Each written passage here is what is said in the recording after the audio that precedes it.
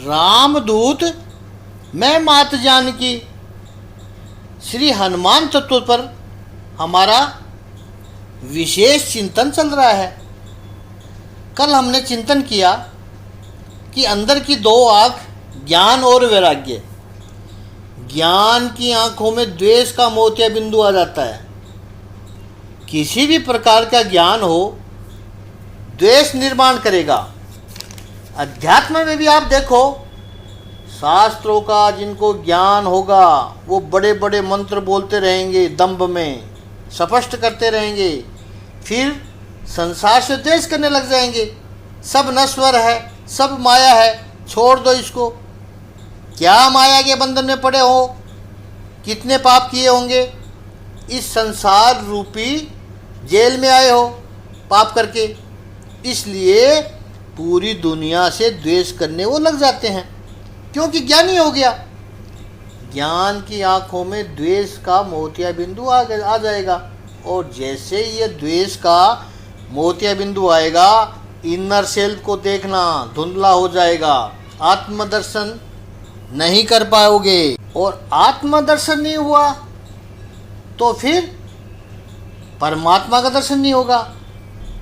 और वैराग्य की आंख है, उनको राग का मोतिया बिंदु आता है। राग यानी आकर्षण। वैराग्य वाले को कभी कभी यह लगता है कि मैं तो चूक गया। एक बार तो गैरवे कपड़े पहन कर निकल जाता है, किसी के बहकावे में आकर संन्यास ले लेता है, फिर जब देखता है संसारी लोगों को कितने अच्छे अच्छे मकान में रहते हैं, कितनी लंबी लंबी गाड़ियों में चलते हैं, हमने संसार को छोड़कर बड़ी गलती कर दी, रहते तो हम भी सारे भोग भोगते। ये राग है, मोतिया बिंदु है। इसको दूर कैसे करेंगे? ज्ञान रूपी आँख को जो द्वेष का मोतिया बिंदु हुआ है, उसको हटाने का एक ही उपाय है, अद्वैत की भावना। याद रखना है कि द्वेष हमेशा दूसरों का होता है, पराये व्यक्ति का होता है, अपनों का द्वेष नहीं होता है। पड़ोसी का लड़का नया मकान खरीदे और उसमें अच्छे वाला फर्नीचर बनाना शुरू कर दे तो उसका द्वेष आता है। जब उसका मकान दिखेगा वो द्वेष करेगा, बड़ी चमक दिखा रहा है, लेकिन हमने अपने ही मकान में अपने बेटे के लिए नए फ्लैट खरीदा है और अपना बेटा बड़ी अपनी बहू को लेकर उस फ्लैट को अपनी तरह से डेकोरेट कर रहा है, तो द्वेष नहीं आएगा। आप सबको बुलाकर दिखाओगे, बेटे बहू अपनी तरीके से बना रहे हैं, एक एक चीज़ बताओगे, दिखाओगे उनको, ये मूर्ति वहाँ से लेके आए थे, ये कर्टन वहाँ से लाए, ये पुतला वहाँ से लेके आया है, वहाँ से मंगवाया है, इतना बड़ा टीवी है। पराया था तो द्वेष आया, अपना था तो द्वेष नहीं आया। अब जिसको पूरा विश्व अपना लगने लगे, यानी वसुदेव कुटुंबकम, कोई पराया है ही नहीं, सब मेरे अपने हैं, तो फिर द्वेष का एका, यह अद्वैत यानी कोई दूसरा है ही नहीं, कोई पराया है ही नहीं, तो आँखों में से द्वेष का मोतिया बिंदु चला जाएगा, ज्ञान की दृष्टि साफ हो जाएगी। रामायण में बड़ा ही सुंदर प्रसंग है, उत्तरकांड में है, जब काग भुसुंडी और गरुड़ जी के बीच में संवाद है।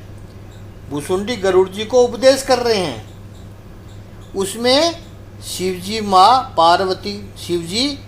पार्वती को कहते हैं, उमा जे राम चरण विगत काम पद क्रोध, उमा जे राम चरण रथ विगत काम मद क्रोध, निज प्रभु में देख ही जगत कही सन करहि विरोध।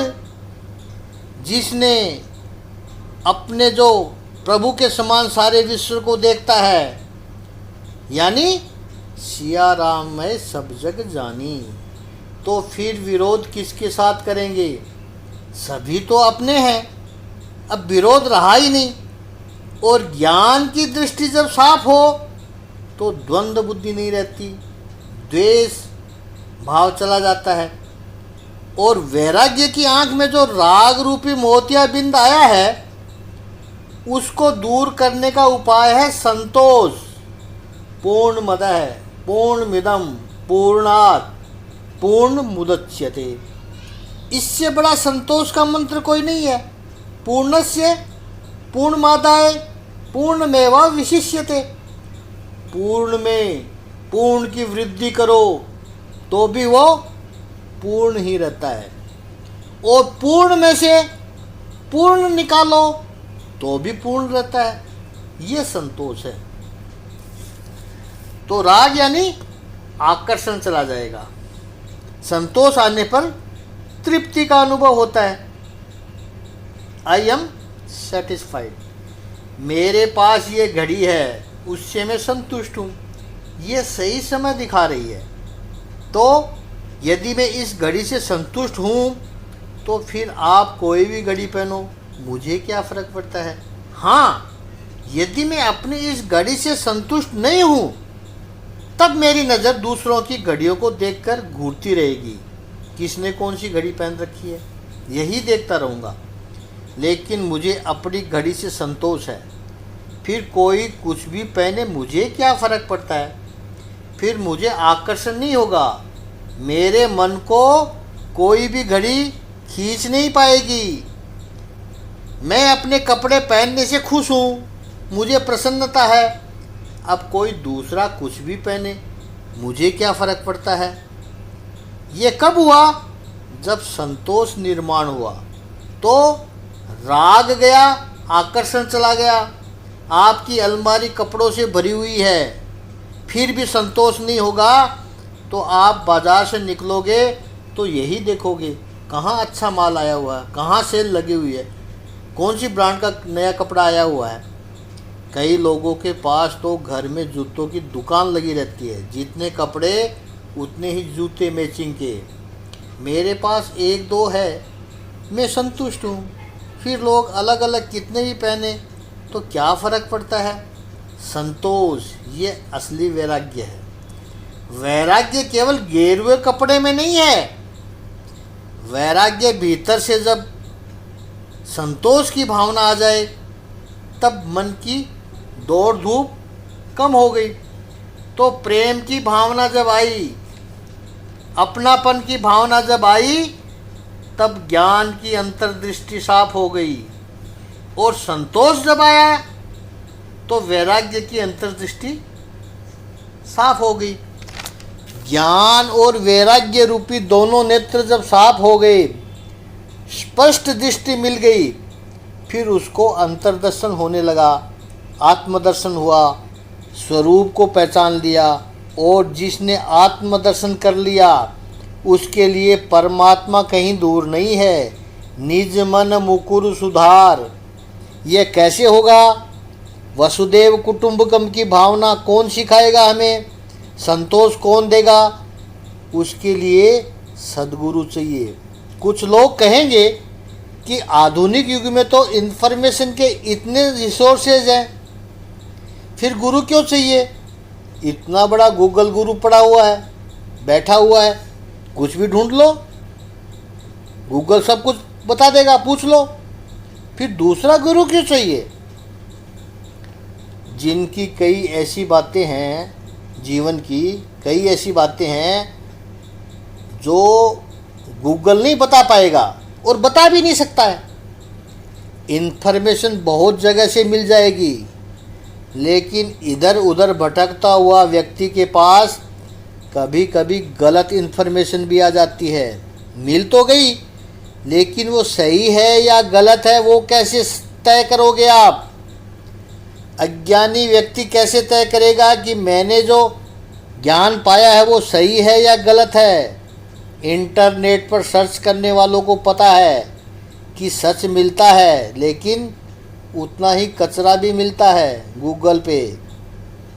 इंटरनेट पर सही को ढूंढना मानो घास की गोदाम में से सुई को ढूंढने जैसी बात है। सत्य कैसे मिलेगा?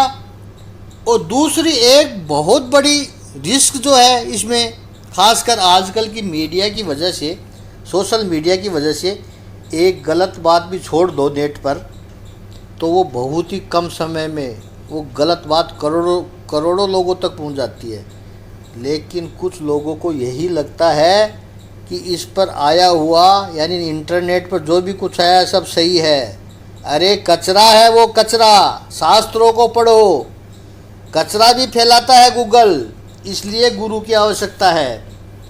दूसरी बात, केवल अपनी बुद्धि से ढूंढने की कोशिश करना, इसका अर्थ यही है कि अपने पास एक चम्मच है, उससे समुद्र के पानी को नापने की बात हुई है। व्यक्ति की अपनी हमेशा एक लिमिट होती है, उस मर्यादा को स्वीकार करना चाहिए और इंटेलेक्चुअल, इमोशनल और स्पिरिचुअल रेफरेंस पॉइंट के बाद उसमें गुरु की आवश्यकता है। क्योंकि जो भी समस्या है जीवन की, उसको हल करने के लिए एक हायर लेवल चाहिए। अल्बर्ट आइंस्टाइन जैसा बुद्धिमान व्यक्ति यह कहता है कि significant problems we have can not be solved at same level of thinking which with we created them. हर एक की अपनी थिंकिंग का एक लेवल होता है और वहाँ पर जहाँ अटक गए वहाँ एक सीलिंग आ गई, वहाँ समस्या खड़ी हो गई, तो बात उसी लेवल से आप समस्या को सॉल्व नहीं कर सकते हो। हायर लेवल चाहिए उससे। किसी सरकारी दफ्तर में आप जाओ और एक ऑफिसर आपको आपका काम नहीं कर रहा है, आपको धक्के खिला रहा है, आज नहीं कल आओ, छुट्टी के बाद आओ, 6 महीने निकाल दिए छोटे से काम के लिए, उकता गए हो आप बराबर वाली टेबल वाले से बात करोगे कि साहब वो हमारा काम नहीं कर रहा है, वो कहेगा मैं भी उस जैसा ही हूँ भाई, वो भी क्लास 2 ऑफिसर है, मैं भी क्लास 2 ऑफिसर हूँ, मैं कुछ नहीं कर सकता, इनका कुछ होना तो चाहिए, कुछ न कुछ तो होना चाहिए, मेरे को परेशान कर रहे हैं। वो कहेगा वो सामने केबिन में हमारे दोनों के बड़े साहब बैठे हैं, आप उनके पास जाओ, वो कुछ कर सकते हैं और वो फिर प्रॉब्लम को सॉल्व भी करेंगे। ऐसा नहीं है तो हायर अथॉरिटी के पास तो जाना ही पड़ेगा।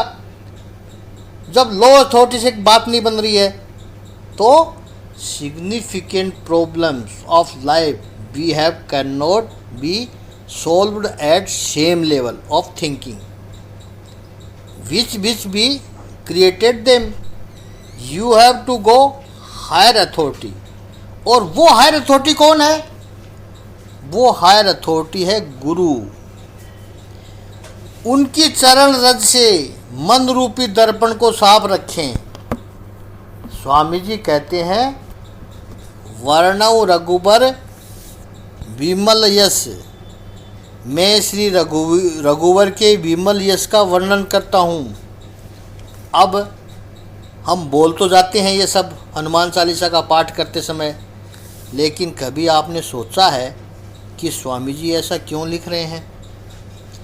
वर्णव रघुबर विमल यश, इस ग्रंथ का नाम क्या है? श्री हनुमान चालीसा। और स्तुति किसकी करनी है? श्री हनुमान जी की। आप हमें तो कंठस्थ है, उसमें बात श्री हनुमान जी की होती है, पता है अपने को सबको। और स्वामी जी ने कहा है वर्णव रघुबर विमल यश, मैं रघुवर के निर्मल यश का वर्णन करता हूँ। ऐसा क्यों कहा? यश तो हनुमान जी का बताना चाहिए, हनुमान चालीसा है तो ये क्यों कहा स्वामी जी ने? कारण है कुछ, तो उस कारण पर हम कल चिंतन करेंगे। कई कारण है इसके संदर्भ में हम 5-7 कारण बताएंगे और बहुत ही संतों के भाव है, उन पर हम कल चिंतन करेंगे। ओम श्री आनंद कंद भगवान की जय। ओम श्री गुरुदेव भगवान की जय।